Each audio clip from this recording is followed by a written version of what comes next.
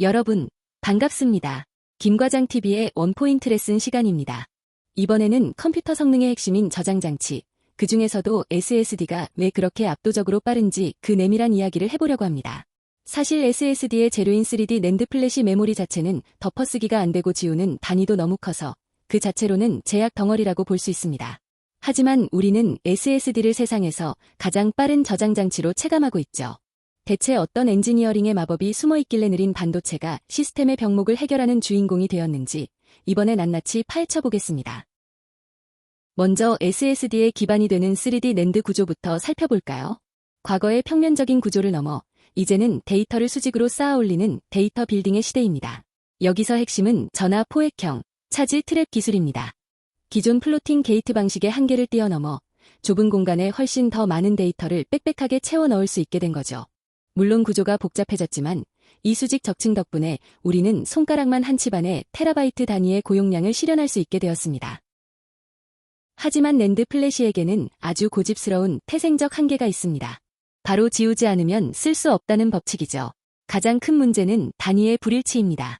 데이터를 읽고 쓰는 건 페이지라는 아주 세밀한 단위로 이루어지는데 정작 지우는 건 블록이라는 거대한 덩어리 단위로만 가능합니다. 그래서 이미 데이터가 있는 자리에는 덮어쓰기가 불가능하고 1비트만 수정하려 해도 블록 전체를 읽고 지운 뒤 다시 써야 하는 번거로운 과정을 거쳐야 합니다. 이론적으로는 엄청난 속도 저하가 생길 수밖에 없는 구조인 셈이죠.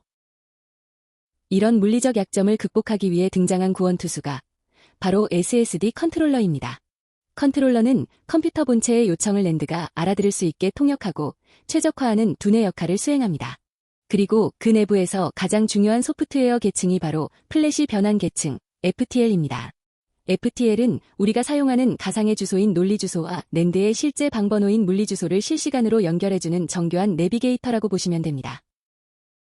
여기서 SSD의 첫 번째 속도 비결인 주소 매핑이 작동합니다. SSD는 사실 데이터를 덮어쓰는 게 아니라 항상 비어있는 새로운 공간을 찾아 기록하는 로그 구조 쓰기 방식을 택합니다. 예를 들어 100번지에 있던 데이터를 수정하고 싶을 때 100번지를 지우고 쓰는 게 아니라 아예 새로운 200번지의 데이터를 쓰고 주소록만 업데이트하는 거죠. 덕분에 시간이 오래 걸리는 지우기 과정 없이 즉시 쓰기가 완료되어 사용자에게는 마치 순식간에 덮어쓰기가 된 것 같은 환상을 심어줍니다. 두 번째 비결은 규모의 경제, 즉 초고속 병렬 처리에 있습니다. 컨트롤러는 수십 개의 낸드 칩의 데이터를 동시에 뿌리고 동시에 읽어드리는 멀티 채널 기술을 사용합니다. 비유하자면 1차선 도로가 아니라 16차선 고속도로를 달리는 것과 같습니다. 여기에 인터리빙 기술까지 더해져서 한 칩이 연산하느라 바쁠 때 쉬지 않고 다른 칩의 명령을 내려 대역폭을 100% 빈틈없이 활용합니다. 최근 많이 쓰이는 TLC나 QLC 낸드는 용량은 크지만 물리적인 쓰기 속도는 상대적으로 느립니다. 이를 해결하기 위해 SSD는 SLC 캐싱이라는 부스터를 사용합니다. 낸드의 일부 공간을 마치 1비트만 저장하는 초고속 SLC 모드처럼 운영하여 임시 버퍼로 활용하는 거죠. 사용자가 데이터를 보내면 일단 이 SLC 캐시에 빛의 속도로 기록해두고 시스템이 한가할 때 뒷단에서 천천히 메인 저장소로 옮기는 영리한 전략을 취합니다. 성능 좋은 SSD라면 빠지지 않는 요소, 바로 D램 버퍼입니다. 수억 개의 데이터 위치가 담긴 방대한 주소록을 낸드에서 직접 찾으면 느리기 때문에 이를 초고속 D램에 올려두고 즉시 찾아냅니다. 또한 자잘한 쓰기 요청들을 D램에 잠시 모았다가 한 번에 묶어서 낸드에 기록하는 쓰기 통합을 통해 효율성을 극대화하죠. 이렇게 계속 새로운 공간에만 쓰다 보면 예전 자리에 남겨진 무효 데이터들이 공간만 차지하게 됩니다. 그래서 SSD는 쉴 때 틈틈이 대청소를 합니다. 아직 쓸모있는 데이터들만 새 블록으로 쏙쏙 골라 옮기고 찌꺼기만 남은 블록은 시원하게 지워버리는 가비지 컬렉션 과정이죠. 이 지능적인 청소 덕분에 우리는 언제나 즉시 쓸 수 있는 빈 공간을 확보하게 됩니다.